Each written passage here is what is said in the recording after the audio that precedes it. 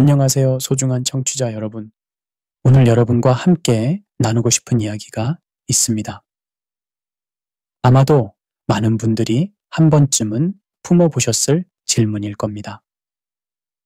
성경을 읽다 보면 때때로 고개를 갸웃하게 되는 순간들이 있습니다. 원수를 사랑하라고, 오른뺨을 치면 왼편도 돌려대라고, 네 목숨을 버리면 얻는다고, 이런 말씀들을 마주할 때마다 솔직히 말해서 우리의 본능은 반발합니다. 세상 사람들은 이건 너무 비현실적이야. 이렇게 살면 호구가 되는 거 아니야? 라고 말하기도 합니다. 심지어 교회 다니는 사람들조차도 속으로는 정말 이렇게 살아야 하나?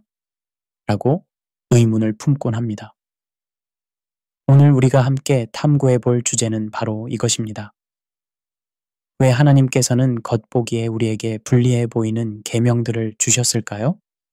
이것은 단순한 종교적 의문을 넘어서 인간 본성에 대한 깊은 통찰과 삶의 참된 의미에 대한 근본적인 질문으로 이어집니다. 제1장 불편한 진실과의 만남. 여러분, 저는 오늘 한 가지 도발적인 질문으로 시작하고 싶습니다. 만약 하나님이 정말로 우리를 사랑하신다면 왜 우리에게 이렇게 어려운 일들을 요구하실까요?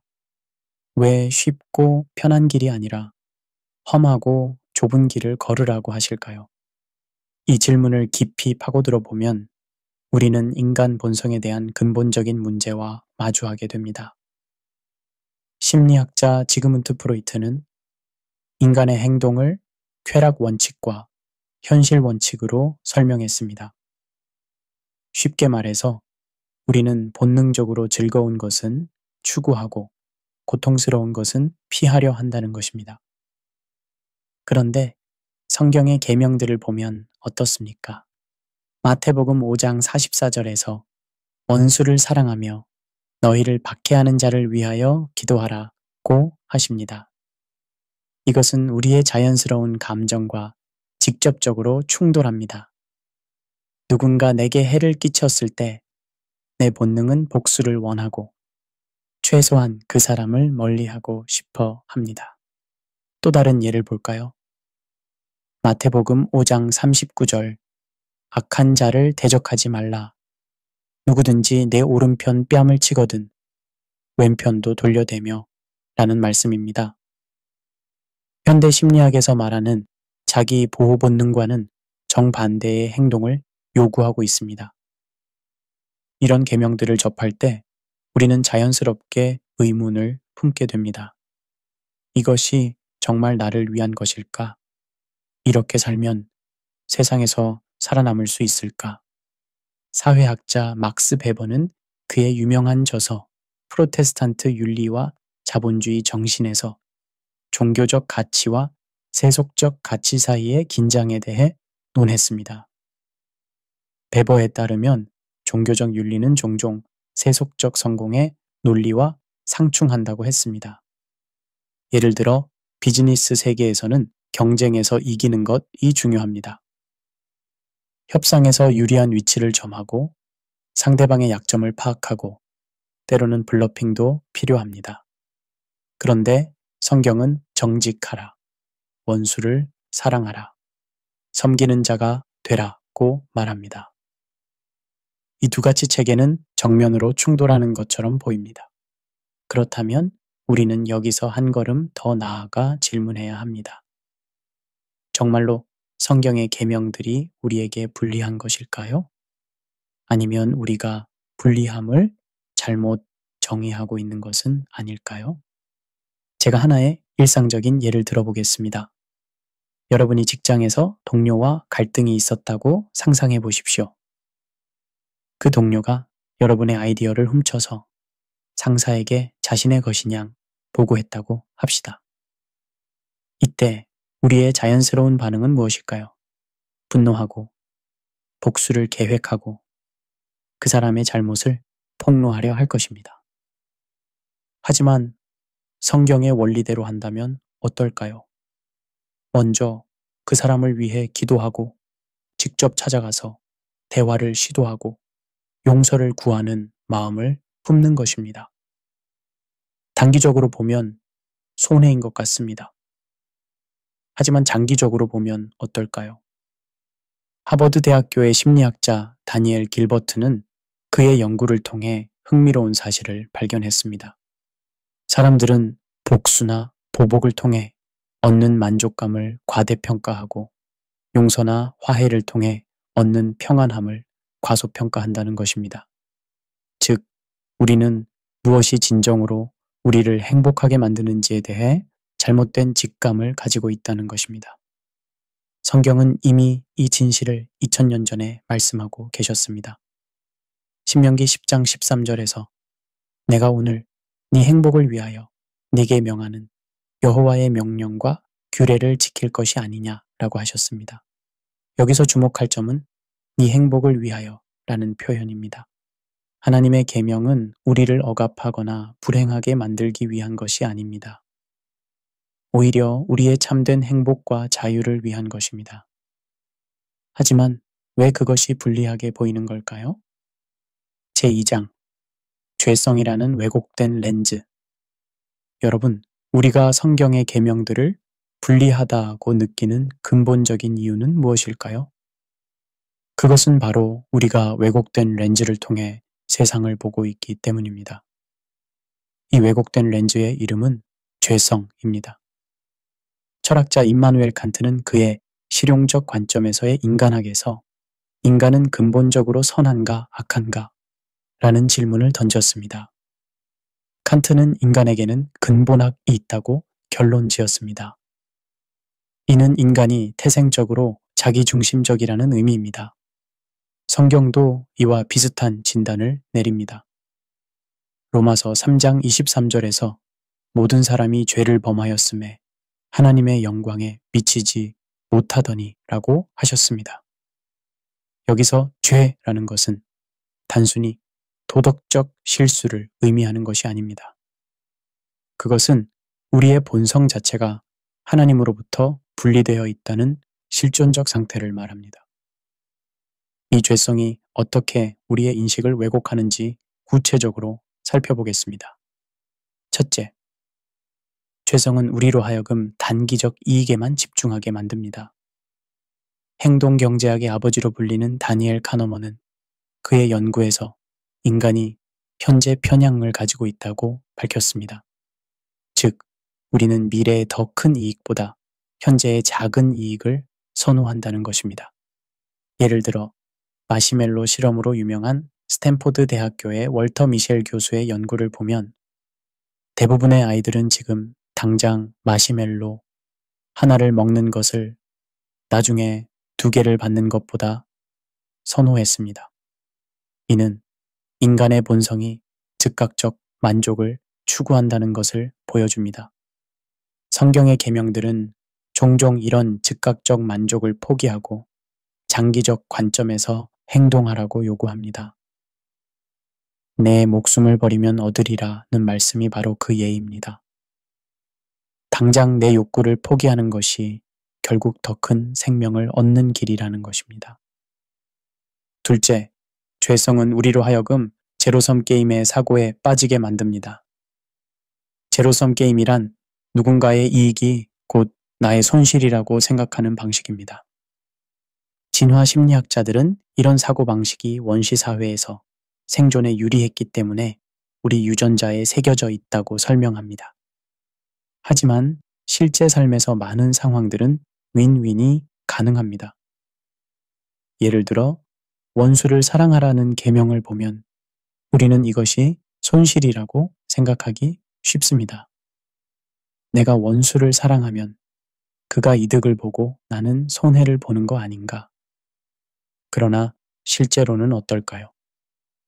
하버드 의과대학의 연구에 따르면 용서는 용서하는 사람에게 더 큰 정신적, 신체적 건강의 이익을 가져다 준다고 합니다. 분노와 원한을 품고 사는 것은 마치 독을 마시고 상대방이 죽기를 기대하는 것과 같다고 합니다. 셋째, 죄성은 우리로 하여금 외적인 것에만 집중하게 만듭니다. 사회심리학에서 말하는 근본규인 오류가 바로 이것입니다. 우리는 다른 사람의 행동은 그들의 성격 탓으로 돌리지만 자신의 행동은 상황 탓으로 돌리는 경향이 있습니다. 성경의 계명들은 종종 이런 외적 중심의 사고를 깨뜨립니다. 마태복음 5장 28절에서 음욕을 품고 여자를 보는 자마다 마음에 이미 간음하였느니라 라고 하신 것이 그 예입니다. 이는 단순히 행위가 아니라 마음의 동기와 의도를 중요시한다는 뜻입니다. 이런 내적 변화는 당장 눈에 보이지 않기 때문에 불리해 보입니다. 하지만 심리학적으로 보면 진정한 변화는 항상 내면에서부터 시작됩니다. 인지행동 치료의 기본 원리도 바로 이것입니다. 생각이 바뀌면 감정이 바뀌고 감정이 바뀌면 행동이 바뀐다는 것입니다. 그렇다면 우리는 어떻게 이 왜곡된 렌즈를 벗을 수 있을까요? 여기서 우리는 성경이 말하는 또 다른 진리와 만나게 됩니다. 제3장 의존 훈련, 진정한 능력의 원천. 여러분, 제가 하나의 흥미로운 실험 결과를 소개해드리고 싶습니다. 1960년대 예일 대학교의 스탠리 밀그램 교수가 실시한 유명한 복종 실험입니다. 실험 참가자들에게 다른 사람에게 전기 충격을 가하라고 지시했을 때 놀랍게도 65%의 사람들이 권위자의 명령에 따라 치명적일 수 있는 수준의 전기 충격을 가했습니다.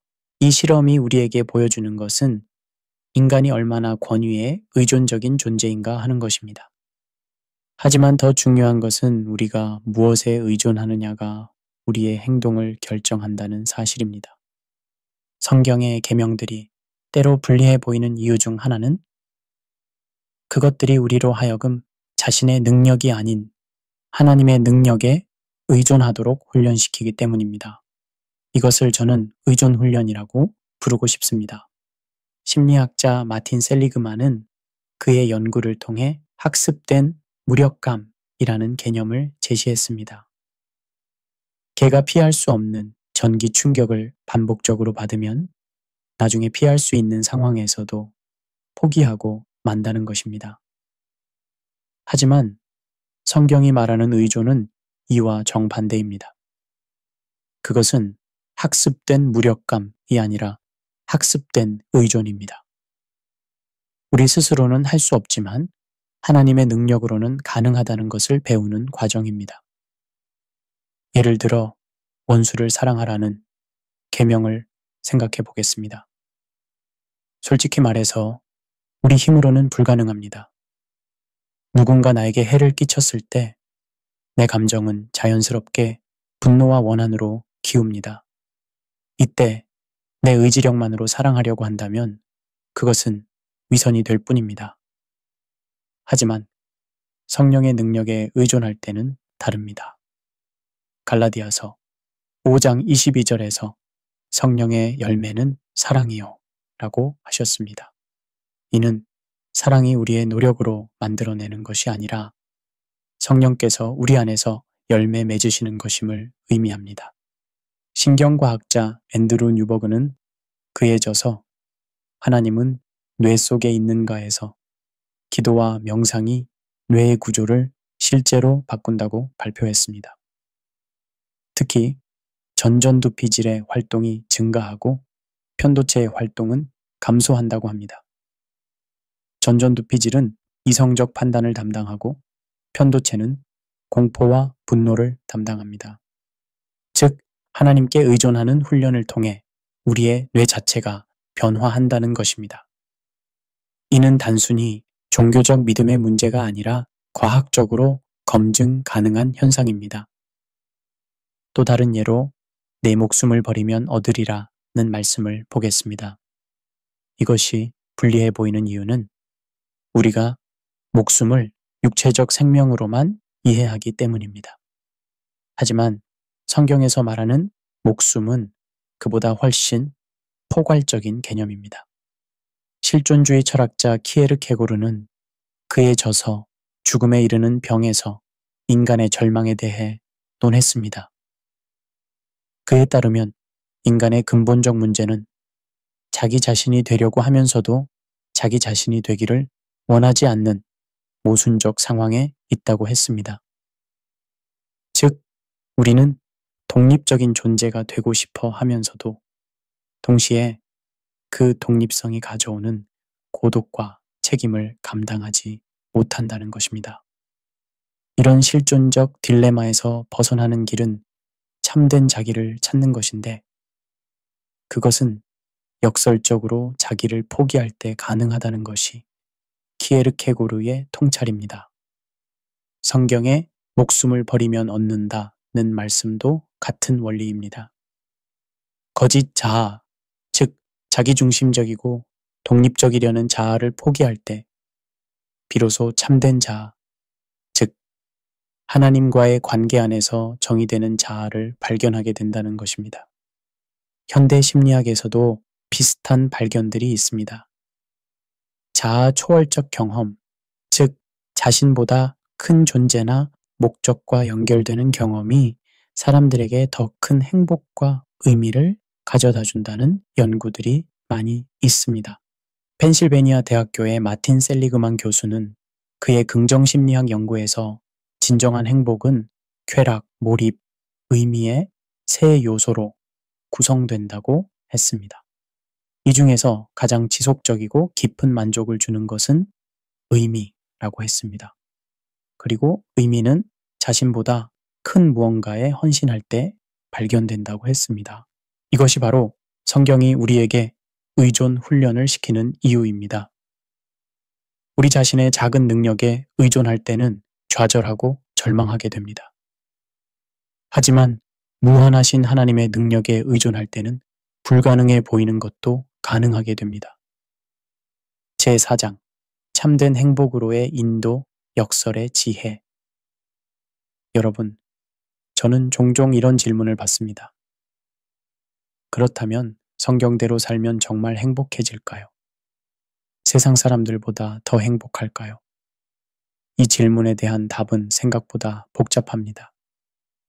왜냐하면 먼저 행복이 무엇인지 정의해야 하기 때문입니다. 고대 그리스 철학자 아리스토텔레스는 행복을 두 가지로 구분했습니다. 하나는 헤도니아, 즉 쾌락적 행복입니다. 이는 감각적 즐거움이나 욕망의 충족에서 오는 행복입니다. 다른 하나는 유다이모니아, 즉 의미적 행복입니다. 이는 인간의 최고 잠재력을 실현할 때 오는 행복입니다. 현대 심리학 연구들은 일관되게 하나의 사실을 보여줍니다. 헤도니아적 행복은 빠르게 적응되고 사라지지만 유다이모니아적 행복은 지속되고 깊어진다는 것입니다. 예를 들어 하버드 대학교에서 진행된 75년간의 종단 연구인 하버드 성인 발달 연구에 따르면 인생의 행복과 만족을 결정하는 가장 중요한 요인은 돈이나 명성이 아니라 건강한 관계라고 합니다. 그런데 성경의 계명들을 보면 어떻습니까? 원수를 사랑하라, 용서하라, 섬기는 자가 되라. 이 모든 것들이 관계에 관한 것입니다. 그것도 단순한 관계가 아니라 깊고 진실한 관계에 관한 것입니다. 원수를 사랑하라는 계명이 불리해 보이는 이유는 우리가 단기적 관점에서만 보기 때문입니다. 당장은 분노를 표출하고 복수를 하는 것이 시원할 수 있습니다. 하지만 장기적으로 보면 어떨까요? 스탠포드 대학교의 프레드 러스킨 박사는 스탠포드 용서 프로젝트를 통해 용서의 치료적 효과를 연구했습니다. 연구 결과 용서를 배운 사람들은 스트레스 수준이 현저히 감소했고 면역 체계가 강화되었으며 우울감이 줄어들었다고 합니다. 더 흥미로운 것은 용서는 용서받는 사람보다 용서하는 사람에게 더 큰 유익을 가져다 준다는 사실입니다. 즉, 원수를 사랑하라는 계명은 원수를 위한 것이 아니라 나를 위한 것이라는 뜻입니다. 또 다른 예로 오른뺨을 치면 왼편도 돌려대라는 말씀을 보겠습니다. 이것을 문자 그대로만 이해하면 굴욕적이고 자존심 상하는 일로 보입니다. 하지만 이 말씀의 배경을 알면 전혀 다른 의미가 드러납니다. 한 세기 유대 사회에서 오른손으로 상대방의 오른뺨을 치려면 손등으로 쳐야 합니다.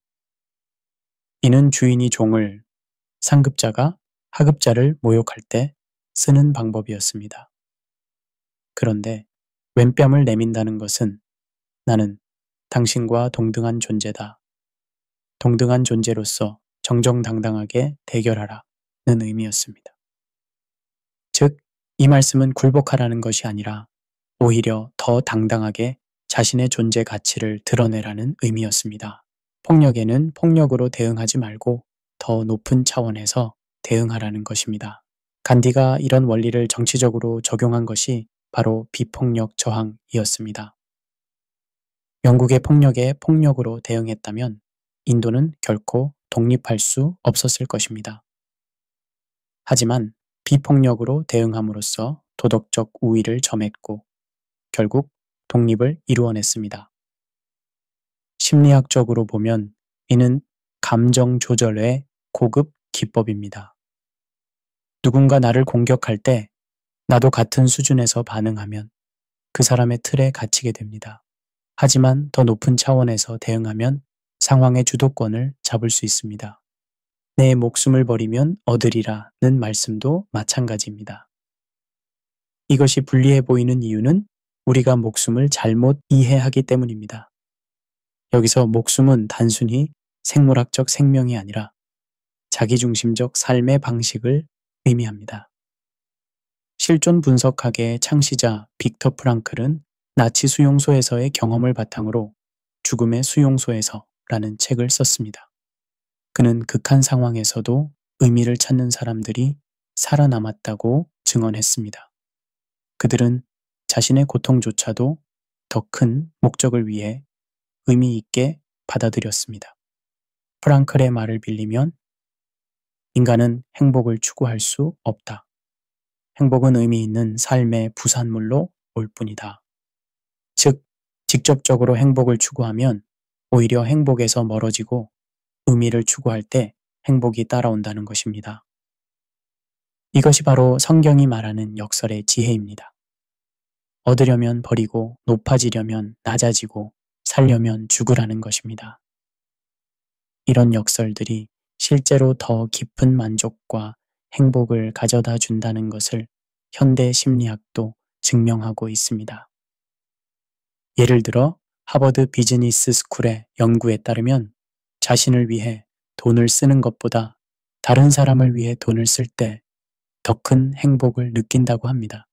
이는 주는 것이 받는 것보다 복이 있다는 성경 말씀과 정확히 일치합니다. 제5장 거룩한 구별, 세상과 다른 삶의 아름다움.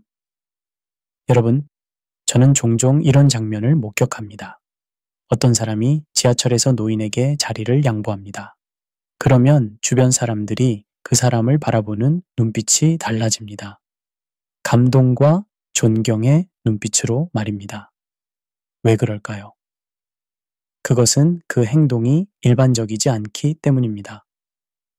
세상의 일반적인 패턴과 다르기 때문입니다. 이것이 바로 성경이 말하는 거룩한 구별입니다. 히브리어로 카도시라고 하는 거룩함의 원래 의미는 구별됨, 따로 떼어놓음입니다. 즉, 하나님의 백성은 세상과 다른 방식으로 살아가는 사람들이라는 것입니다. 사회학자 피터 버거는 그의 저서 성스러운 캐노피에서 종교의 사회적 기능에 대해 논했습니다. 그에 따르면 종교는 사회에서 대안적 현실을 제시하는 역할을 합니다. 즉, 기존의 사회적 관습과 가치에 대한 비판적 거리를 유지하면서 새로운 가능성을 보여주는 것입니다. 성경의 계명들이 때로 불리해 보이는 이유는 그것들이 세상의 일반적인 가치 체계와 다르기 때문입니다. 하지만 바로 그 차이점이 세상에 희망을 주고 변화를 가져다 오는 원동력이 됩니다. 예를 들어 세상은 강한 자가 이긴다고 말합니다. 다윈의 진화론을 잘못 해석한 적자생존의 논리가 사회 전반에 스며들어 있습니다. 경쟁에서 이기는 것, 남보다 앞서는 것, 자신의 이익을 극대화하는 것이 성공의 기준이 되었습니다. 하지만 성경은 섬기는 자가 큰 자라고 말합니다. 마가복음 10장 43절과 44절에서 너희 중에는 그렇지 아니하니 너희 중에 누구든지 크고자 하는 자는 너희를 섬기는 자가 되고 너희 중에 누구든지 으뜸이 되고자 하는 자는 모든 사람의 종이 되어야 하리라고 하셨습니다. 이런 가치관이 불리해 보이는 이유는 당장의 경쟁에서 뒤처질 것 같기 때문입니다. 하지만 실제로는 어떨까요? 하버드 비즈니스 스쿨의 프랜시스 플린 교수는 그의 연구에서 흥미로운 사실을 발견했습니다. 조직에서 다른 사람을 돕는 기버들이 성과 분포에서 최하위와 최상위를 동시에 차지한다는 것입니다. 즉, 남을 도우면서도 자신을 제대로 관리하지 못하는 기버들은 번아웃되어 최하위 성과를 보이지만 지혜롭게 남을 도우면서 자신도 성장하는 기버들은 최상위 성과를 보인다는 것입니다. 반면 자신의 이익만 추구하는 테이커들은 대부분 중간 정도의 성과를 보인다고 합니다. 이는 성경의 지혜가 얼마나 실용적인지를 보여줍니다. 섬기는 자가 큰 자라는 말씀이 단순한 도덕적 이상이 아니라 실제로 더 큰 성공을 가져다주는 원리라는 것입니다. 또 다른 예로 세상은 이기면 된다고 말합니다. 목적이 수단을 정당화한다는 마키아벨리즘적 사고가 팽배합니다. 거짓말, 속임수, 배신도 승리를 위해서는 어쩔 수 없다고 여깁니다. 하지만 성경은 진실을 강조합니다. 요한복음 8장 32절에서 진리를 알지니 진리가 너희를 자유롭게 하리라고 하셨습니다. 또한 에베소서 4장 25절에서 거짓을 버리고 각각 그 이웃과 더불어 참된 것을 말하라고 하셨습니다. 이런 원칙이 불리해 보이는 이유는 당장 거짓말로 위기를 모면할 수 있을 것 같기 때문입니다. 하지만 장기적으로 보면 어떨까요? 심리학자 댄 에리얼리는 그의 저서 정직한 거짓말에서 거짓말의 심리학을 분석했습니다. 그에 따르면 작은 거짓말들이 쌓이면 결국 큰 부정직으로 이어진다고 합니다. 더 중요한 것은 거짓말을 할 때마다 뇌의 편도체 활동이 줄어든다는 것입니다. 즉, 거짓말에 둔감해진다는 뜻입니다. 반면 정직한 사람들은 더 높은 신뢰를 받고 더 깊은 관계를 맺으며 결국 더 큰 성공을 거둔다는 연구들이 많습니다. 워런 버핏이 신뢰는 쌓는 데 20년이 걸리지만 무너뜨리는 데는 5분이면 충분하다. 고 말한 것도 같은 맥락입니다. 그렇다면 성경의 계명들이 추구하는 거룩한 구별은 단순히 다르기 위한 차이가 아닙니다. 그것은 더 나은 방식, 더 지혜로운 방식, 더 지속 가능한 방식을 제시하는 것입니다. 이런 구별된 삶이 세상에 미치는 영향은 생각보다 큽니다. 사회학에서 말하는 티핑 포인트 이론에 따르면 전체 인구의 10에서 15%만 새로운 행동을 보여도 사회 전체가 변화할 수 있다고 합니다. 예를 들어 19세기 영국에서 노예제 폐지 운동을 이끈 윌리엄 윌버포스는 의회에서 소수였습니다. 하지만 그와 동료들의 일관된 노력이 결국 대영 제국 전체에 노예제를 폐지시켰습니다. 20세기 미국의 마틴 루터 킹 목사도 마찬가지였습니다. 비폭력 저항이라는 성경적 원리로 인종차별이라는 거대한 벽을 무너뜨렸습니다. 이들의 공통점은 무엇일까요? 그들은 세상의 일반적인 방식을 따르지 않았습니다. 폭력에 폭력으로, 미움에 미움으로 대응하지 않았습니다. 대신 사랑과 용서, 비폭력과 정의라는 성경적 가치를 실천했습니다. 당장은 불리해 보였지만 결국 세상을 변화시키는 힘이 되었습니다. 제6장 시니컬한 현실과의 대면, 세상 방식의 진짜 비용.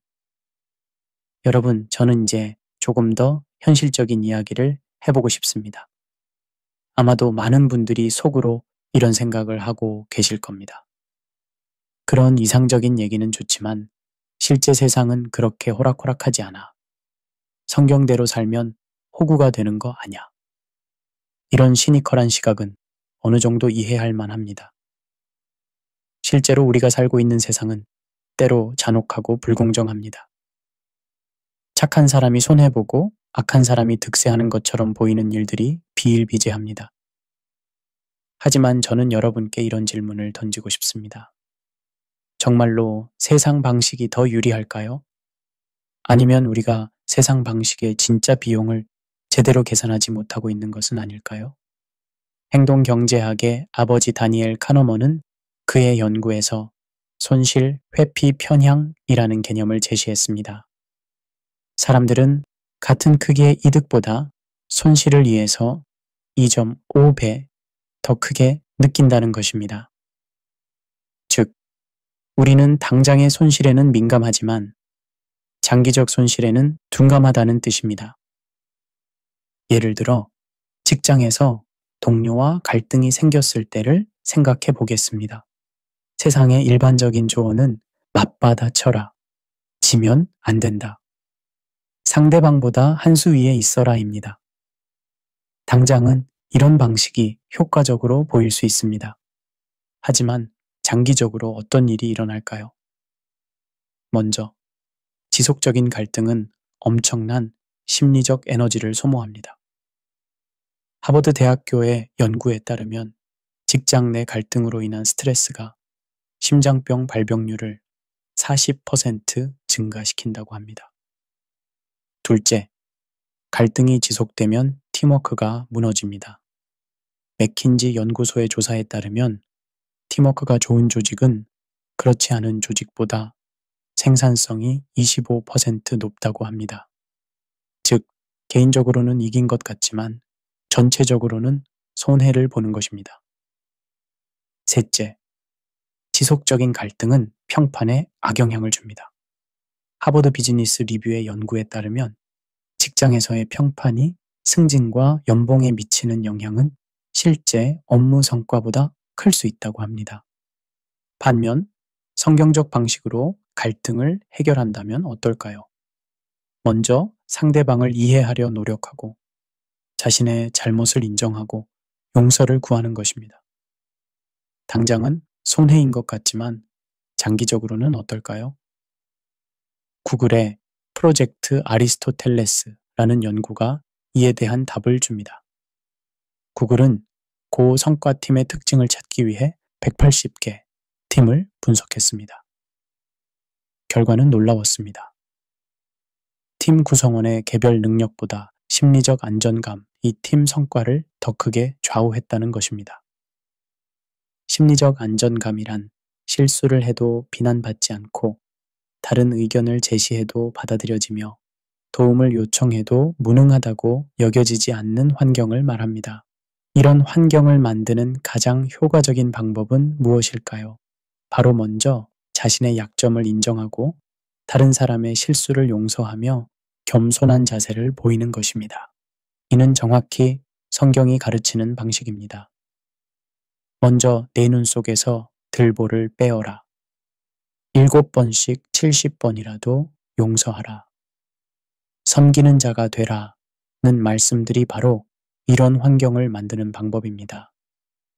또 다른 예로 비즈니스에서의 정직함을 생각해 보겠습니다. 세상의 일반적인 생각은 비즈니스에서는 어느 정도 거짓말이 필요하다는 것입니다. 과장 광고, 불리한 정보 숨기기, 경쟁사 헐뜯기 등이 당연시됩니다. 하지만 이런 방식의 진짜 비용은 무엇일까요? 먼저 지속적인 거짓말은 인지적 부담을 증가시킵니다. 심리학자 로버트 치알디니의 연구에 따르면 일관성 없는 행동은 뇌에 스트레스를 주고 의사결정 능력을 떨어뜨린다고 합니다. 둘째, 거짓말이 들통나면 신뢰를 완전히 잃게 됩니다.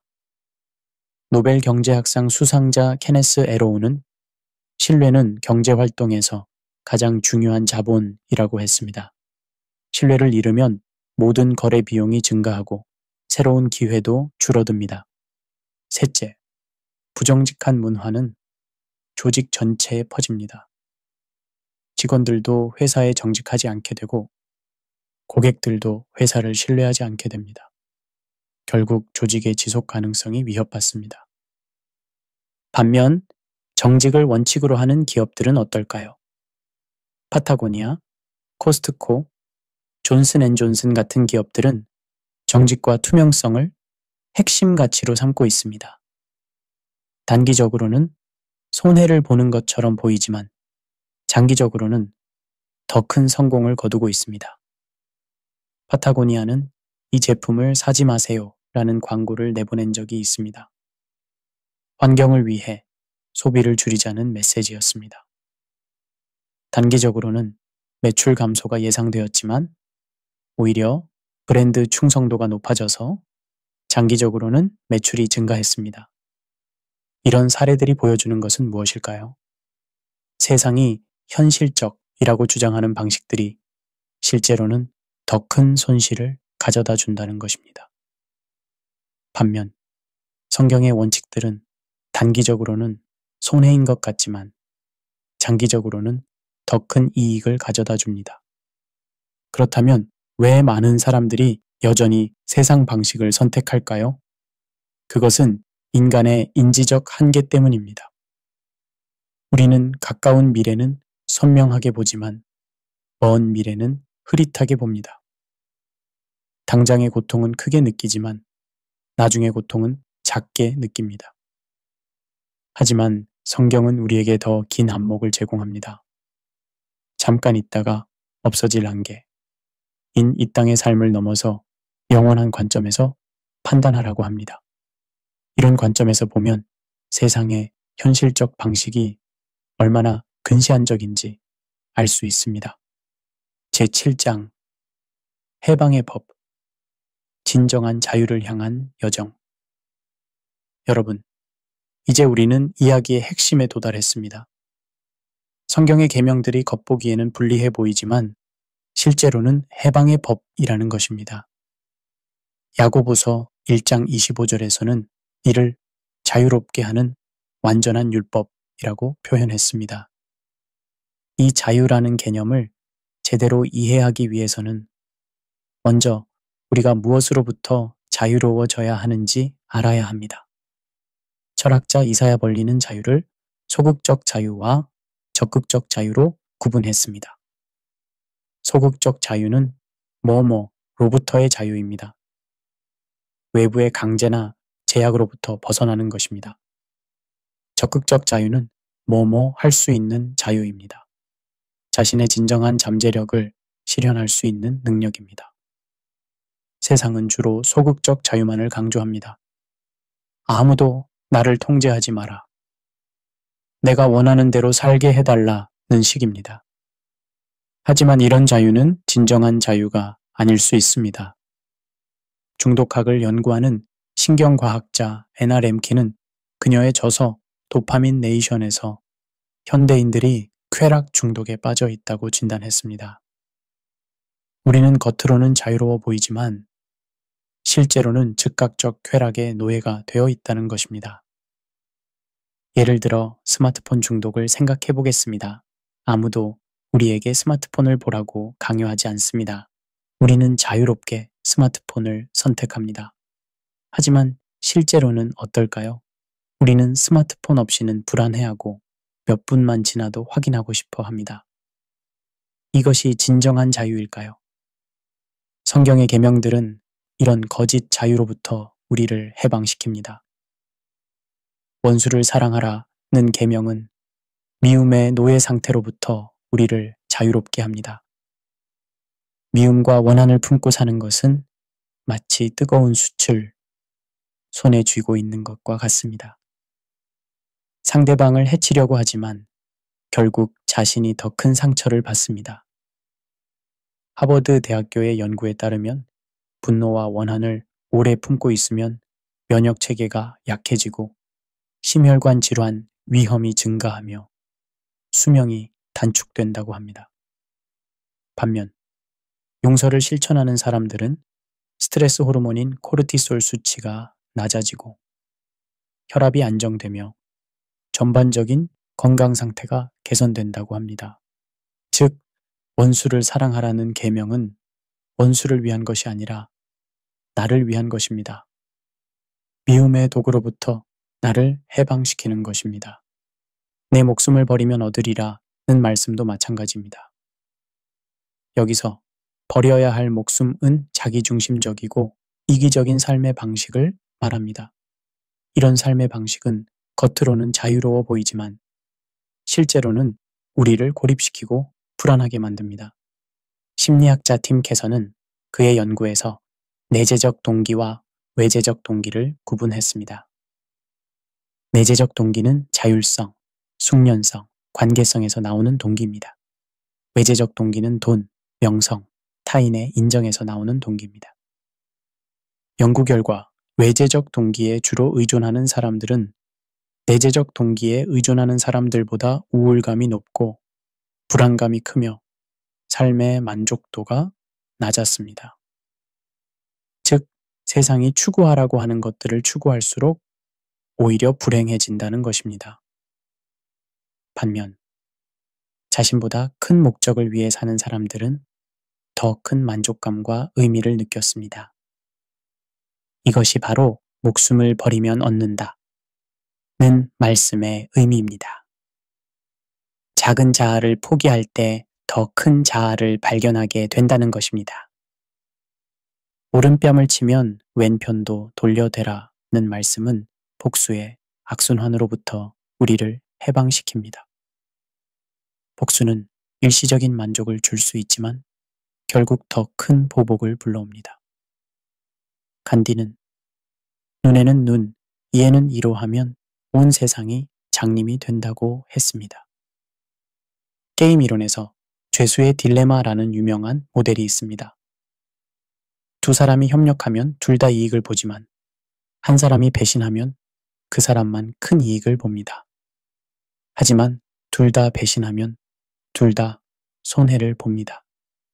실제 실험에서는 맞받아치기 전략이 가장 효과적인 것으로 나타났습니다. 먼저 협력하고 상대방이 배신하면 한번 보복하되 상대방이 다시 협력하면 즉시 용서하는 전략입니다. 이는 성경의 가르침과 놀라울 정도로 일치합니다.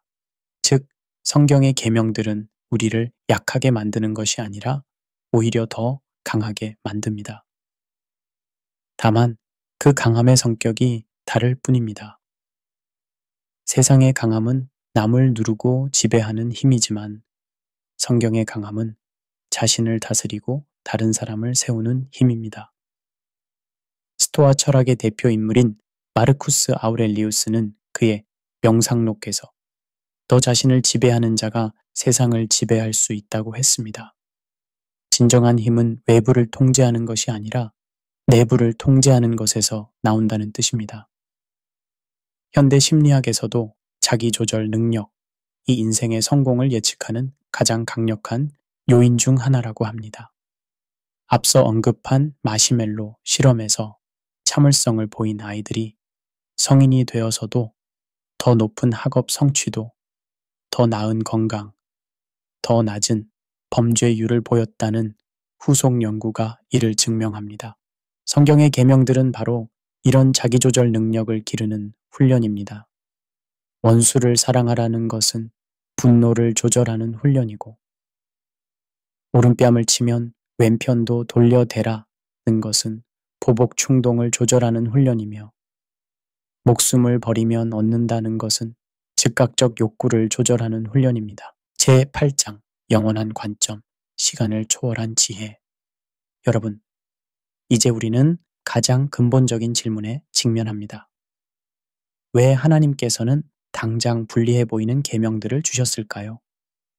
그 답은 영원한 관점에 있습니다.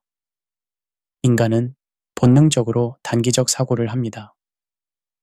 진화생물학적으로 보면 당장의 위험에서 살아남는 것이 가장 중요했기 때문입니다. 하지만 현대 사회에서는 이런 단기적 사고가 오히려 방해가 될 때가 많습니다. 행동경제학자 리처드 탈러는 현재의 편향이라는 개념을 통해 이를 설명했습니다. 사람들은 미래의 큰 이익보다 현재의 작은 이익을 선호한다는 것입니다. 이는 합리적이지 않지만 인간의 기본 성향입니다. 성경은 우리에게 이런 현재 편향을 극복하고 영원한 관점에서 판단하라고 가르칩니다. 고린도후서 4장 18절에서 우리가 주목하는 것은 보이는 것이 아니요 보이지 않는 것이니 보이는 것은 잠깐이요 보이지 않는 것은 영원함이라고 하셨습니다. 이런 영원한 관점이 실제로 어떤 차이를 만드는지 살펴보겠습니다. 먼저 영원한 관점은 우리의 가치 판단을 바꿉니다. 세상의 기준으로 보면 성공이란 돈, 명예, 권력을 얻는 것입니다. 하지만 영원한 관점에서 보면 어떨까요?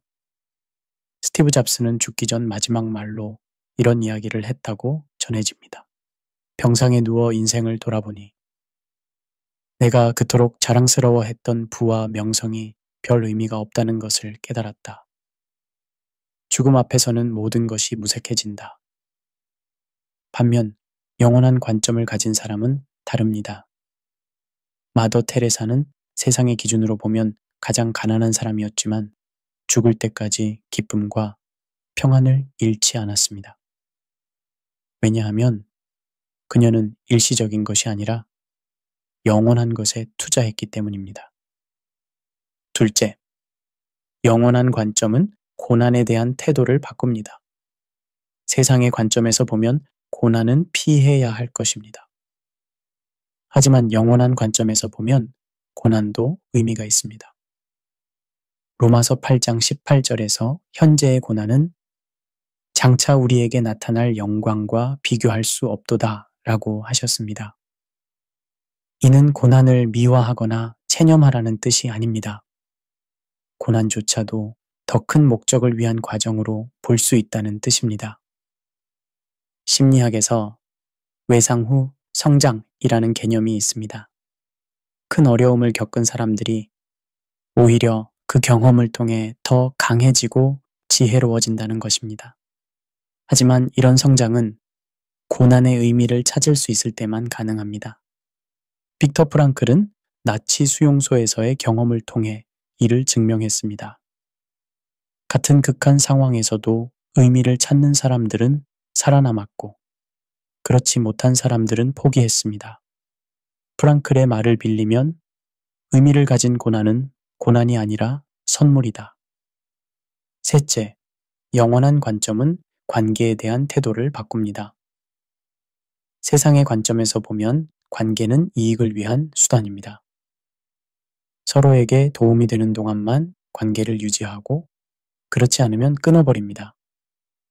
하지만 영원한 관점에서 보면 관계는 그 자체로 가치가 있습니다. 특히 하나님과의 관계는 모든 다른 관계의 기초가 됩니다.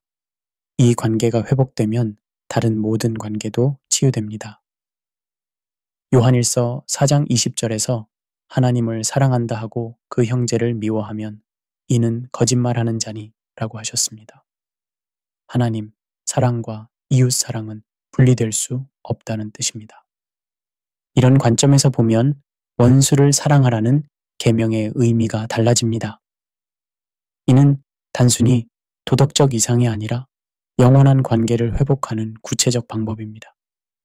넷째, 영원한 관점은 성공에 대한 정의를 바꿉니다. 세상의 성공은 경쟁에서 이기는 것입니다. 제로섬 게임에서 남보다 더 많은 것을 차지하는 것입니다. 하지만 영원한 관점에서 보면 진정한 성공은 하나님의 뜻을 이루는 것입니다. 그리고 하나님의 뜻은 모든 사람이 구원받고 진리를 아는 것입니다. 즉, 영원한 관점에서의 성공은 윈윈이 아니라 윈윈윈입니다. 나도 좋고 상대방도 좋고 하나님도 기뻐하시는 결과를 만드는 것입니다. 이런 관점에서 보면 성경의 계명들이 왜 지혜로운지 알 수 있습니다. 그것들은 단기적으로는 손해인 것 같지만 영원한 관점에서는 가장 유리한 투자입니다. 워렌 버핏이 가치 투자의 원칙을 통해 큰 성공을 거둔 것처럼 영원한 가치에 투자하는 사람들이 결국 가장 큰 성공을 거둡니다. 다만 그 성공의 기준이 세상과 다를 뿐입니다. 제9장 진리가 주는 자유.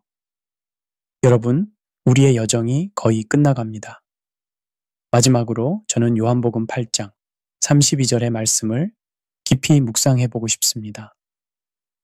진리를 알지니 진리가 너희를 자유롭게 하리라. 이 말씀은 단순해 보이지만 깊은 의미를 담고 있습니다. 여기서 진리는 단순히 사실적 정보를 의미하는 것이 아닙니다. 헬라어 원문에서 알렐테이아라고 하는 이 단어는 감춰진 것이 드러남, 실제하는 것이라는 뜻입니다. 즉, 진리를 안다는 것은 단순히 머리로 이해하는 것이 아니라 실제하는 현실을 온전히 파악하는 것을 말합니다. 그리고 그 궁극적인 실제는 바로 하나님과 그분의 사랑입니다. 현대 철학자 마틴 하이데거는 진리를 숨겨진 것의 드러남이라고 정의했습니다. 그에 따르면 우리는 평상시에 존재의 진정한 의미를 망각하고 살아간다고 했습니다. 하지만 특별한 순간에 존재의 진실이 드러날 때 우리는 진정한 자유를 경험한다고 했습니다. 성경의 관점에서 보면 이 숨겨진 진실은 바로 하나님의 사랑입니다.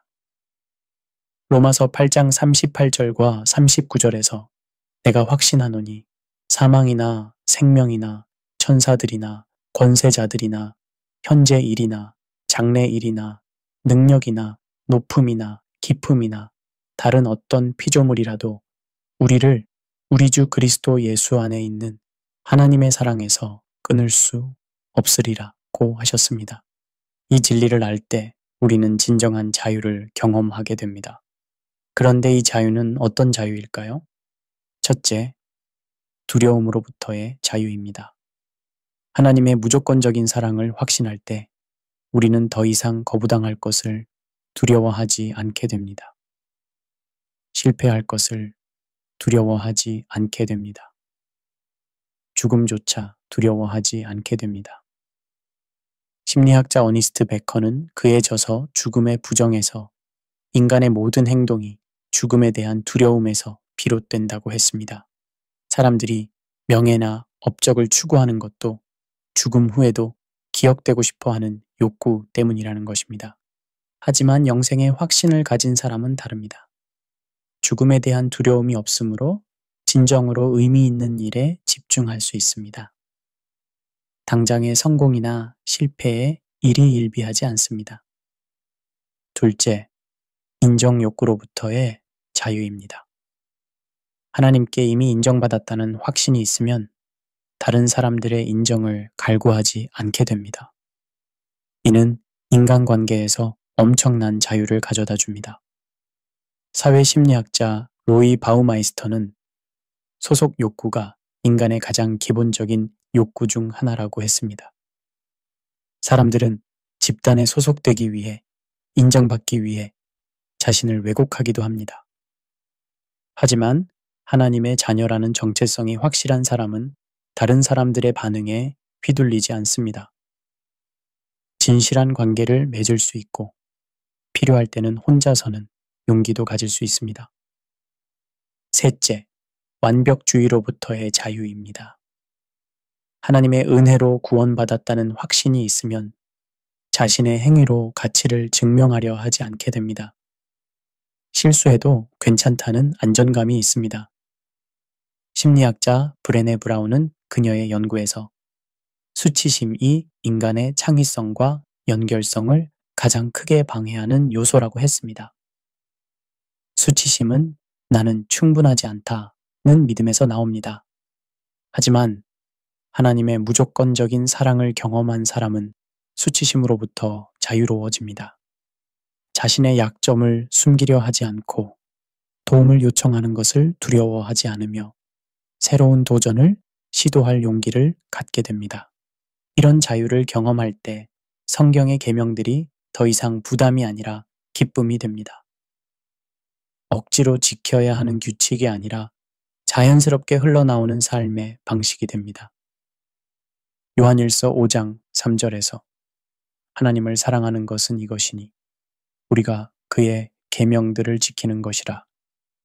그의 계명들은 무거운 것이 아니로다 라고 하신 이유가 바로 여기에 있습니다. 사랑하는 사람을 위해 하는 일은 무겁지 않습니다.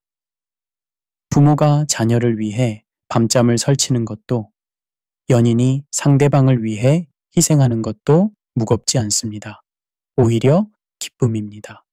마찬가지로 하나님의 사랑을 진정으로 경험한 사람에게는 하나님의 계명을 지키는 것이 무거운 짐이 아니라 기쁨과 자유의 표현이 됩니다. 원수를 사랑하라는 계명도 억지로 지키는 것이 아니라 하나님의 사랑이 내 안에서 흘러넘쳐서 자연스럽게 실천하게 되는 것입니다.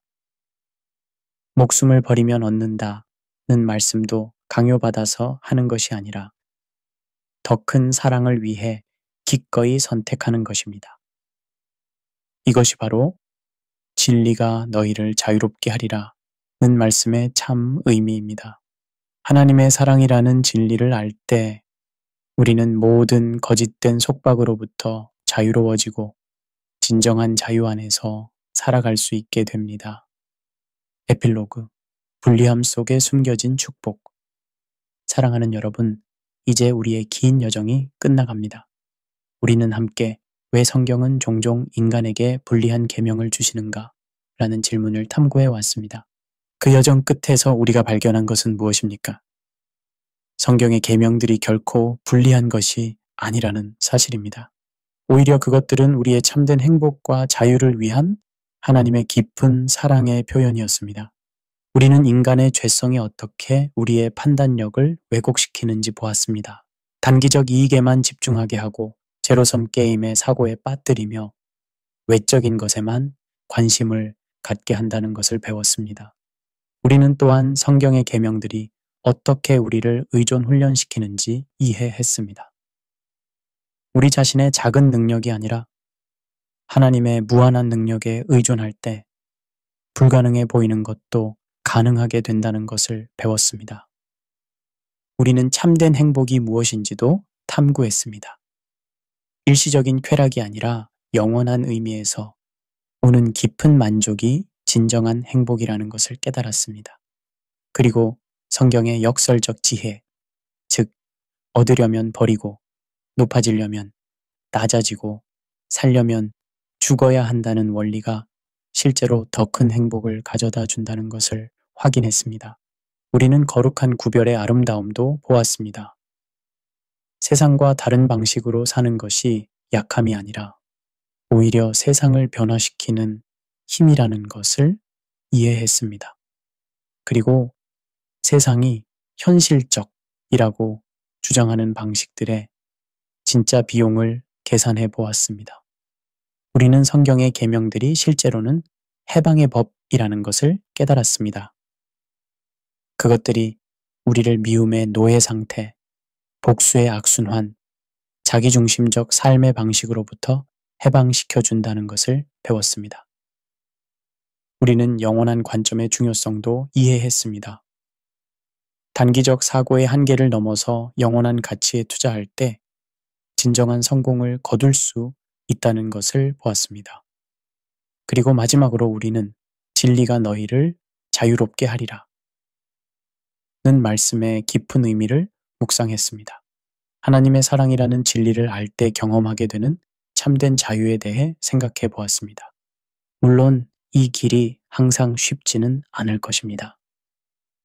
때로는 좁고 험한 길로 보일 수도 있습니다. 세상 사람들이 이해하지 못할 수도 있고 때로는 우리 자신도 의심이 들 수도 있습니다. 하지만 우리는 확신할 수 있습니다. 이 길이 결국 생명으로 인도하는 길이라는 것을 말입니다. 그리고 이 길을 걸어가는 우리와 함께 하나님께서 동행하신다는 것을 말입니다. 마태복음 28장 20절에서 예수님께서는 볼지어다 내가 세상 끝날까지 너희와 항상 함께 있으리라고 약속하셨습니다. 우리가 혼자서 이 어려운 길을 걸어가는 것이 아닙니다. 전능하신 하나님께서 우리와 함께 하십니다. 그러므로 우리는 담대할 수 있습니다. 세상이 불리하다고 말하는 하나님의 계명들을 기꺼이 순종할 수 있습니다. 왜냐하면 그것들이 실제로는 가장 유리한 선택이라는 것을 알기 때문입니다. 원수를 사랑하라는 계명 앞에서 우리는 주저하지 않을 것입니다. 그것이 미움의 독으로부터 우리를 해방시키고 더 깊은 관계와 평안을 가져다 줄 것을 알기 때문입니다. 오른뺨을 치면 왼편도 돌려대라는 말씀 앞에서 우리는 굴욕감을 느끼지 않을 것입니다. 그것이 폭력의 악순환을 끊고 더 높은 차원의 승리를 가져다 줄 것을 알기 때문입니다. 내 목숨을 버리면 얻으리라 는 말씀 앞에서 우리는 두려워하지 않을 것입니다. 그것이 거짓 자아를 벗어나 참된 자아를 발견하는 길이라는 것을 알기 때문입니다. 여러분, 오늘 이 시간을 통해 우리가 함께 발견한 진리를 잊지 마십시오. 하나님의 계명들은 우리의 적이 아니라 친구입니다. 우리를 억압하는 족쇄가 아니라 자유롭게 하는 열쇠입니다. 우리를 불행하게 만드는 짐이 아니라 행복하게 하는 선물입니다. 그리고 무엇보다 그 계명들은 우리를 향한 하나님의 무한한 사랑의 표현입니다. 하나님께서는 우리가 참된 생명과 자유와 행복을 누리기를 원하십니다. 그래서 때로는 불리해 보이는 계명들을 통해서라도 우리를 그 복된 자리로 인도하시는 것입니다. 요한복음 10장 10절에서 예수님께서는 내가 온 것은 양으로 생명을 얻게 하고 더 풍성히 얻게 하려는 것이라고 말씀하셨습니다. 하나님의 모든 계명은 바로 이 목적을 위한 것입니다. 우리가 더 풍성한 생명을 얻게 하려는 것입니다. 그러므로 오늘부터 우리는 새로운 마음으로 하나님의 말씀을 대할 수 있습니다. 억지로 지켜야 하는 무거운 짐으로 보지 말고 기꺼이 따라가고 싶은 생명의 길로 볼 수 있습니다. 그리고 세상 사람들이 비현실적이다, 손해다 라고 말할 때도 흔들리지 않을 수 있습니다. 우리는 더 깊은 진리를 알고 있기 때문입니다. 겉으로는 불리해 보이지만 실제로는 가장 유리한 길이라는 것을 알고 있기 때문입니다. 마지막으로 시편 199편 105절의 말씀으로 이 긴 여정을 마무리하고 싶습니다. 주의 말씀은 내 발의 등이요 내 길의 빛이니이다. 하나님의 말씀이 우리의 발의 등이 되어 어두운 길에서도 발걸음을 밝혀주시기를 기도합니다. 우리의 길의 빛이 되어 올바른 방향으로 인도해 주시기를 기도합니다. 그리하여 우리 모두가 하나님께서 우리를 위해 예비하신 복된 삶을 충만히 누리며 이 세상 가운데서 하나님의 사랑을 증거하는 삶을 살아가게 되기를 간절히 소망합니다. 감사합니다.